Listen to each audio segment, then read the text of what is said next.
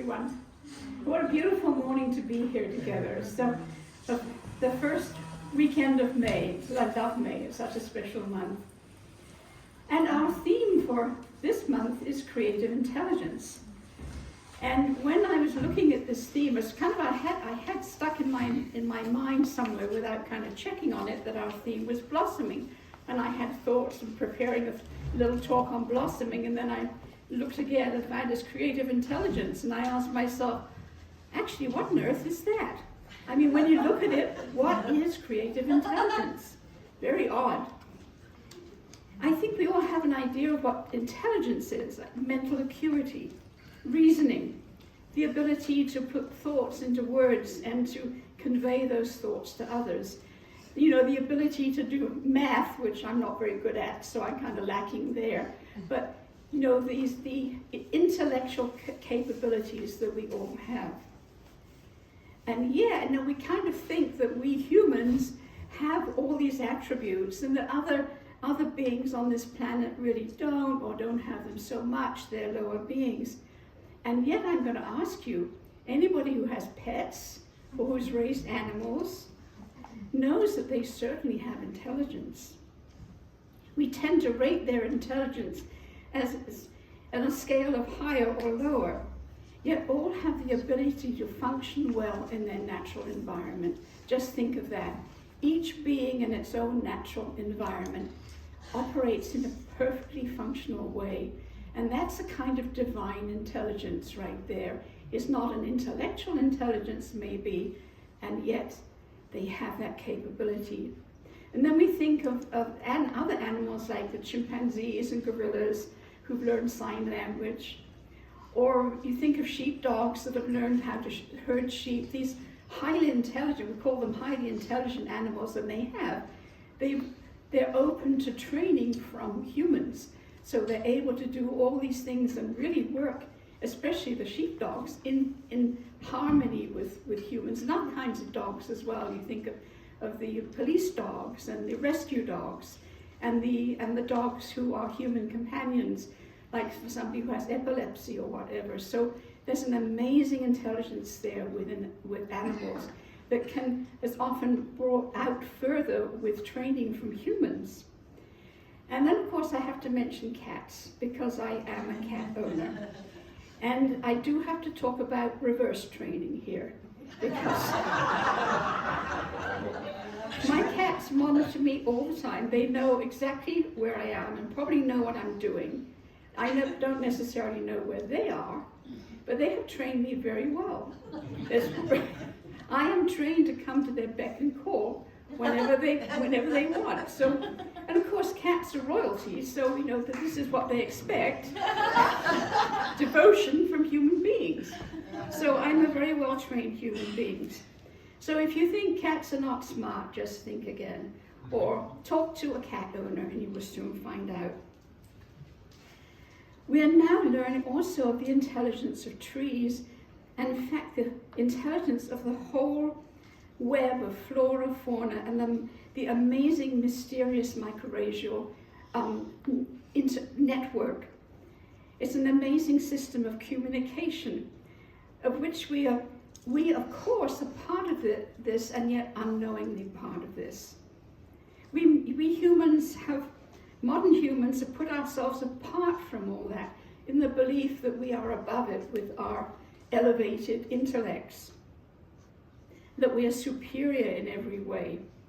And unfortunately, in doing so, we have created great harm to this planet and systems across this planet. And going back to this, maybe one of the foundations of life on this planet is thought to be that mycorrhizal web. One of the factors that actually helped to bring about the interaction of elements to create more oxygen in the universe and to create a carbon sink in the soil. And that is the foundation for the kind of life we know it on this planet. And going back to that word created, we have created harm on this planet, but I don't think that the harm we've created comes from creative intelligence, rather from the manipulative pride we have in our own intelligence. Think about that. We have pride in the things that we can do, and we haven't used them, this pride, all the time for the benefit of all. Sometimes we do, and then other times we don't. Because we think that what we want and need takes precedence over the wants and needs of all other beings on this planet.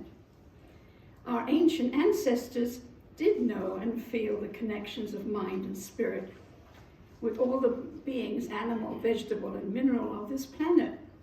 Many indigenous communities still do, and recognize these beings as family, all our relations. And interestingly, the science of DNA confirms this. We share 99.8% of our DNA with chimpanzees. We actually share 60% of our DNA with most plants, 60% with insects. Think of that. Growing up with kind of a phobia about spiders, I wouldn't have liked to think they were any kind of relations of mine. Not quite as phobic anymore, but creepy crawlies are not my my fondest relatives. But just think of that. We all evolved together on this small planet, spinning around a sun, which is on a remote arm of the universe. We all grew up in the same house with the same parents. How could we not be related? So let's explore the creative part of intelligence. When I thought about this, I came to the conclusion that we humans are actually wildly creative. All we have to do is look around at all the stuff we've created. I mean, just think of the chairs we sit on, the coverings on these chairs, the flooring, this building, the architecture. So in every way we are creating all the time. And, you know, it's both these things are the brainchildren of architects and engineers and artists. And you think of all the gadgets in our technology, how we rely on our cell phones, maybe too much these days. But think of all this, we are creative, constantly creating all the time.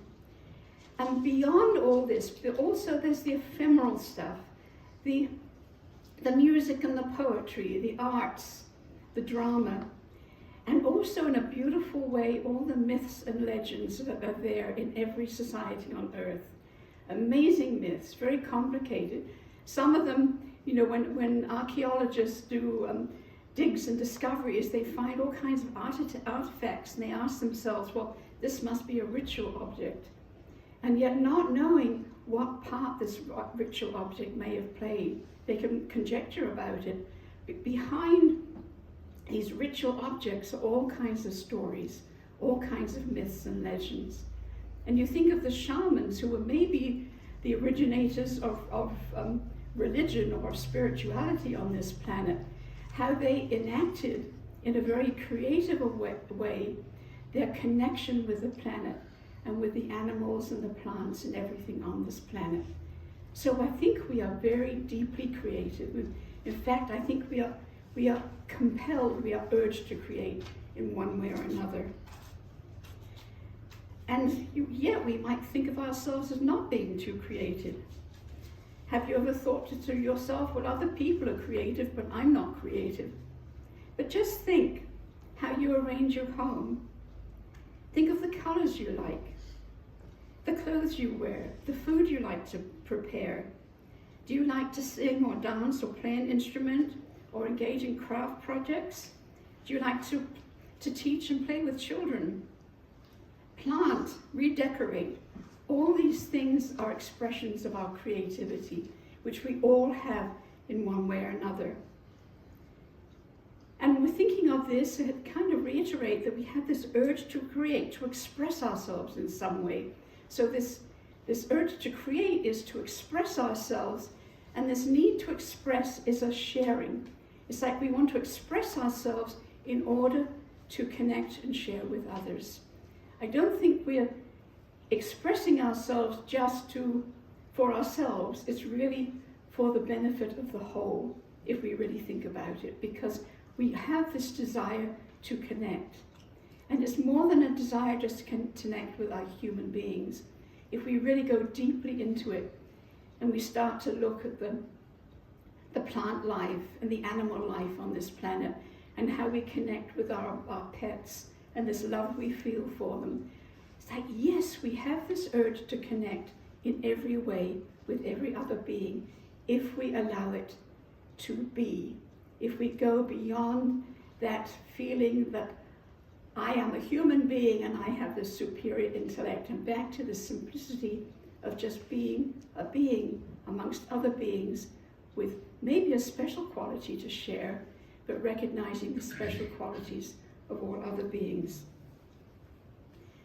And that when we are creating, when we are expressing ourselves, we are contributing to the good of the whole.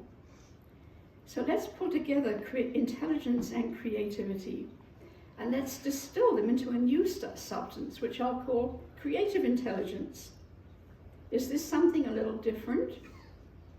Something more, something special? That maybe when we venture beyond our intellect and our urge to create, we come upon something that's a little bit different. So if you'll join with me for a few moments, let's go inside and explore this deep within ourselves. So taking a couple of deep breaths in and sitting up straight in your chair, feet on the floor. Another deep breath in and release. Another deep breath and let go.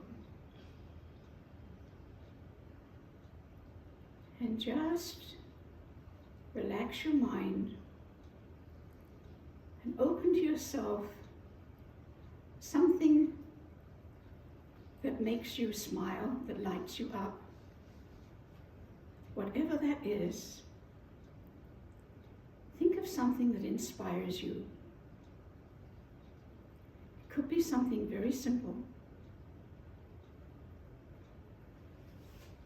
It could be something very small, or something very big and very vast. But just open yourself up to this vast consciousness.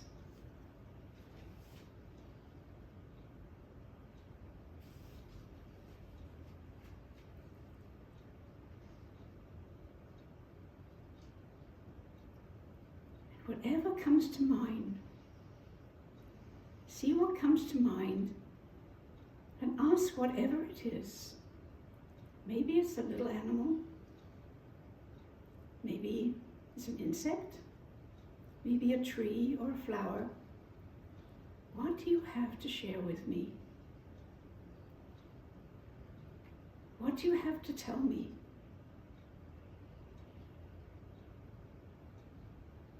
And just listen for that answer.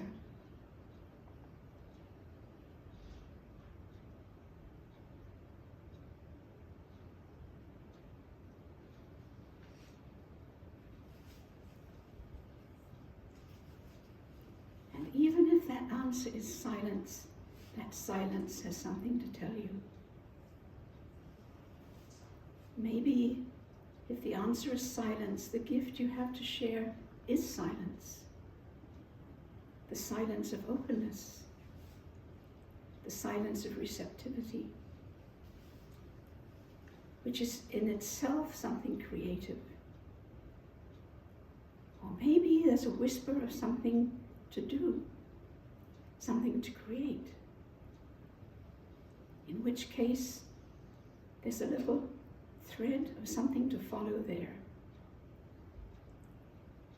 A little clue of what path to take to enter into that creativity and to share.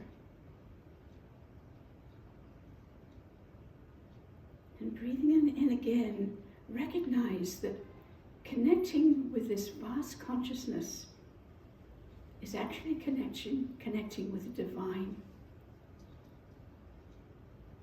Because surely the divine is conscious, just consciousness itself, pure, vast consciousness. And when we open ourselves to that vast, vast, infinite divine consciousness, there becomes an infinite array of possibilities, not just for some genius, but for each one of us. Something special. It might be very small.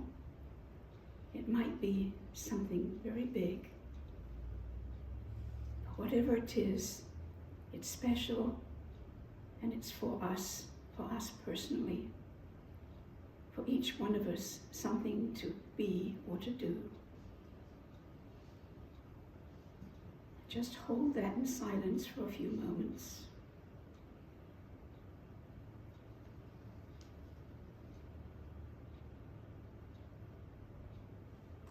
Letting that awareness enter into you. Feeling yourself completely flooded, completely rinsed clean by this pure consciousness of all that is, of all the divine.